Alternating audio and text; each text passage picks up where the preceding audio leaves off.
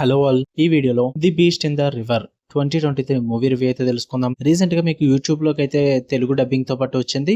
Movie run time అయితే just 1 hour 8 minutes అయితే ఉంటుంది భయ్య. తెలుగు డబ్బింగ్ అయితే ఓకే ఉంది. స్టోరీ ప్రొడక్షన్ కి వచ్చేస్తే ఒక రివర్ అయితే ఉంటుంది. ఆ రివర్ లోపల ఒక క్రూర మృగం, ఒక బీస్ట్ అయితే ఉంటుంది భయ్య. అక్కడికి వెళ్ళిన వాళ్ళని చంపేస్తుంటుంది అనమాట.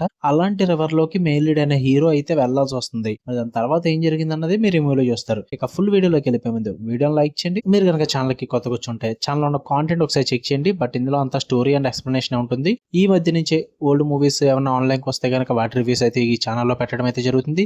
మీరు కనుక main theatrical reviews and latest web series movies reviews కావాలి అనుకుంటే మన మెయిన్ ఛానల్ లింక్ అయితే ప్రొఫైల్ లో కనిపిస్తుంది, వెళ్ళి ఫాలో కొట్టండి. ఇక ఈ మూవీ విషయానికి వచ్చేస్తే ఫస్ట్ ఆఫ్ ఆల్ నాకైతే ఏం వర్కౌట్ అవ్వలేదు భయ్య. బట్ ఇన్ కేస్ మీరు కనుక, నేను ఎక్కువగా హాలీవుడ్ మూవీస్ చూడను భయ్య. ఎలాంటి ఎప్పుడన్నా యూట్యూబ్ లో డబ్బెడ్ మూవీస్ మాత్రమే చూస్తాను. ఈ చైనీస్ జాపనీస్ వాళ్ళు ఫ్యాంటసీ క్రియేచర్ మూవీస్ ఇష్టము, ఎలా ఉన్నా పర్లేదు అనుకుంటే మీరు చూసండి భయ్య, మీకైతే టైం పాస్ అయిపోద్ది. బట్ మీకు ఎక్స్పీరియన్స్ ఎక్కువ, హాలీవుడ్ మూవీస్ పిచ్చిగా చూస్తాము, ఎలాంటివి బొచ్చుడు చూసేసి ఉన్న బ్యాచ్ అయితే ఉంటారు నాలాంటి వాళ్ళు, వాళ్ళకైతే అంతగా వర్కౌట్ అవ్వదు. ఏదన్నా పాజిటివ్ ఉందంటే ఆ క్రియేచర్ ని చూపించిన విధానం, విఎఫ్ఎక్స్ ఈసారి కొంచెం ఎఫర్ట్స్ పెట్టినట్టున్నారు, మరి అది కొంచెం పర్లేదు అనిపించింది.